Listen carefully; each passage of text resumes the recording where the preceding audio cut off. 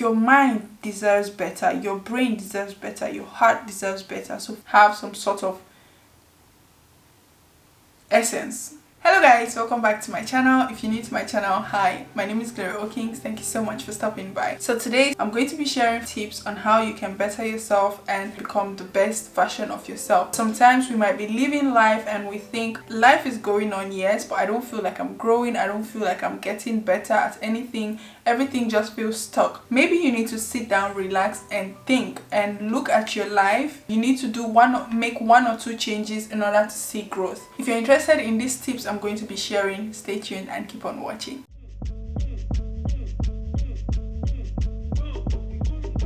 Most of the time, as young adults, I want to believe we're young adults, we tend to live life, or life tends to pass us by. So sometimes we might be living our lives, doing the same thing over and over again, and we don't really know what's going on. We're just living. If you feel like your life is not moving forward or things are not working out for you, then you need to do these steps and see how your life changes. The first step to becoming a better version of yourself is start the practice of gratitude. Sometimes we are so caught up with what we want or the new thing we want to get, what we want to achieve, what we want to acquire, and we forget about the little things we have. We forget about health, we forget about the other good things that are happening just because we are so focused on what we want. One of the steps I decided to start doing was practicing gratitude, being grateful for the things you have and the things that are yet to come. A way you can practice gratitude is to write down 10 things you're grateful for. If you're starting off, I'll say towards the end of the week or towards at the end of every day,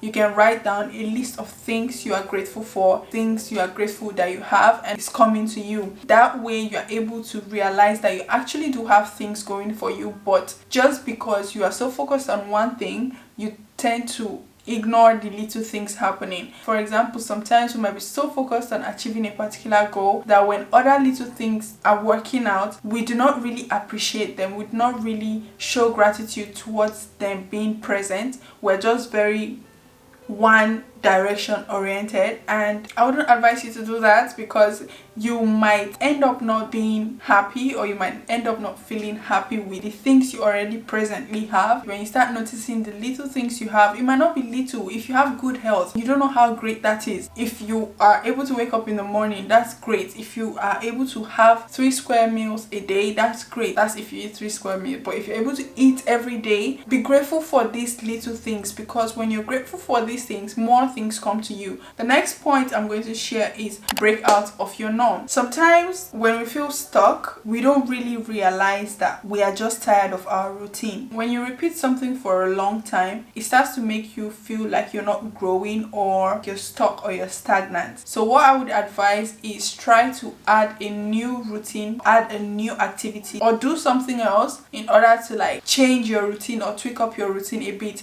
We're humans. When we do the same thing repeatedly over and over for a long time, we tend to get bored of that. You want something new, you want some excitement, you want something that would make you feel refreshed. So I would say you maybe try a new routine, try a new hobby, start something new, go out for walks, get a dog, do something that will make you change your routine. Okay, the next point on my list is change your diet. I feel like I'm becoming one of those health freaks that is just like eat right, eat right, eat right. But no guys, I'm not saying you should go on a diet. I'm not on a diet. No. When there's that stress of knowing, oh shoot, I'm on a diet, I shouldn't eat this, just that stress of that, it will make me not go on a diet. But what I do is I watch what I eat. I am now conscious of what I'm eating, what I'm ingesting into my body, because your diet also plays a part in how you feel. If you start working out, if you start eating right, you would notice a difference in your body, in your skin, in your well-being, in your strength and your energy. Like you will be more energetic if you have the right diet. I'm not saying change to a bad diet. No, please don't, please. Let's not do that. That's not what we're doing, okay? You start to feel better, you start to feel more healthy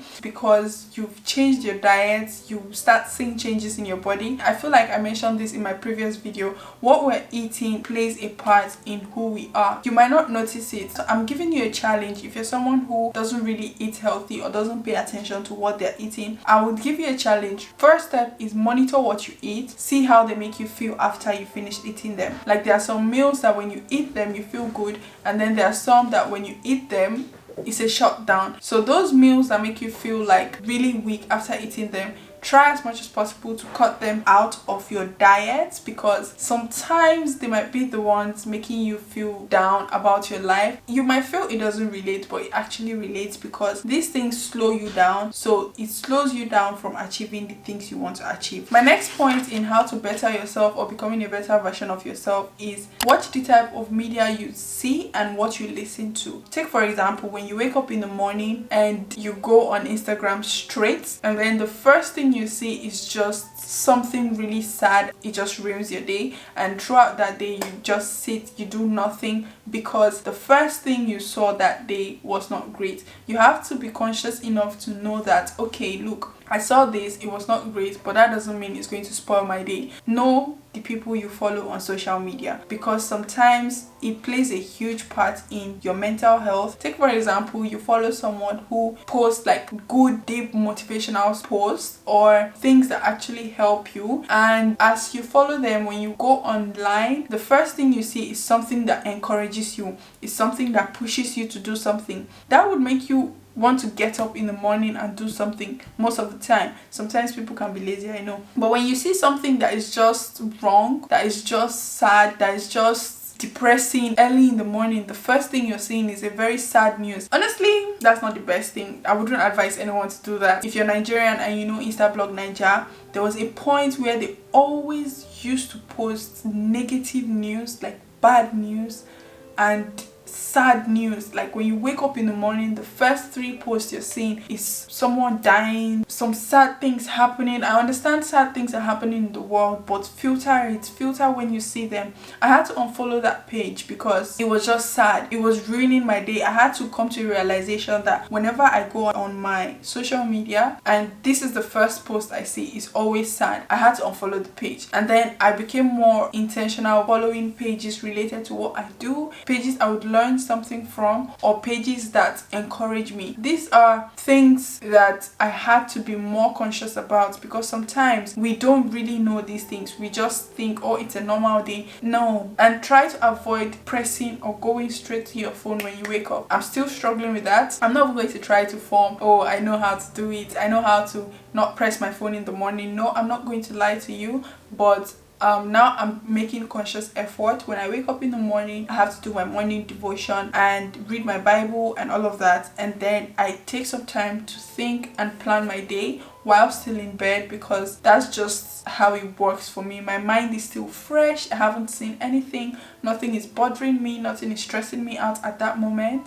So I just think about what I want to do for the day, and then I start my day. And then during the duration of my day, I can go on my phone and see what's happening online. So that is what I'm trying to do, and I think you should also try to do that, because people who just wake up in the morning, they just pick up their phone and it's a sad news. Like, it's just, no, your mind deserves better, your brain deserves better, your heart deserves better. So filter what you watch, filter what you see, and filter what you listen to. So my 5th point is make new set of friends. Sometimes when you have the same set of friends, you might feel like you're not growing. I'm not saying you should stop being friends with your friends. If they are great people, if they are amazing people, keep being friends with them. I'm saying make a new friend that you will learn something from. People are afraid to talk to other people. They're afraid to make friends with people. And honestly, you don't even have to be friends with them. All you have to do is just become acquainted with them, understand them, be mutual. Let's make sure it's a mutual understanding. You learn something, they learn something from you. It's a give and take. This world is a give and take. Let's not even go there. You're either giving out knowledge or receiving knowledge. You cannot just be the only one feeding, or receiving. No, you have to learn something for yourself, a skill, some knowledge. So when you meet people, they can learn something from you and you can also learn something from them. That's what I believe. I think you should have some sort of essence. Have essence. Get acquainted with people who you can learn things from. If you're one of those people that find it difficult to make friends, You can just go to events, meet new people. I think that's how I was able to like meet new people outside of my friendship group, because I am someone who, if I'm friends with you and everything is going fine, we can be friends for years, because I honestly don't have friendship stress. If you're good vibes, if you have good energy, if you are honest, transparent, then it's going to be there for years. Sometimes when I meet new people and I have a conversation with them, and the things I learn from just one conversation is great. Because it's not every time you sit down and talk about men or women or gossip about people. No, sometimes speak about things of value. Speak about things of growth that will help you become a better person. Okay? My next and final point, which is my 6th point, is observe your emotional reaction to things. There are some times I understand, especially for the ladies, when we're on our period, when it's that time of the month, our emotions are just like this, like that, like this, like that. They're not even sure, like they're not in one direction.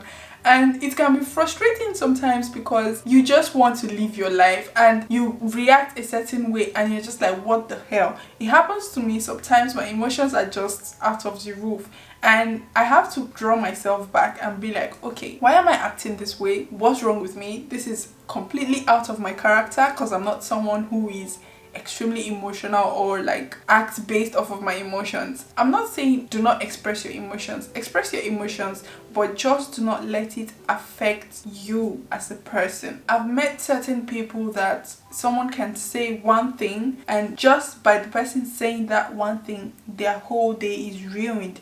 And I'm thinking, why would you allow someone else who is living their life completely happy or unknown to what they've done to you, allow that ruin your day? Sometimes people can be careless. People can say things that they don't even mean the way you're taking it. But just because you are not in control of your emotions, you just let what a random person said affect your whole day, change your mindset, or change your plans for the day. No, do not allow that. So when you're able to control your emotions, you're able to talk yourself out of certain feelings, out of certain emotions, and you know that, okay, this is who I am this grounded person, I am calm, I am not going to allow this other person or what that person said affect me. You're going to feel like you have more control over your life. You're going to feel like you have more control over yourself. So try as much as possible to not allow what people say or other emotions from other people affect your own emotion. Be in control of your life. Always be in control of your emotions. Always know what you're thinking. Always know how you're feeling. Sometimes, of course, we're human. Sometimes we don't always feel great. We don't always feel good. When you feel down, understand why you're feeling down. Talk to yourself about it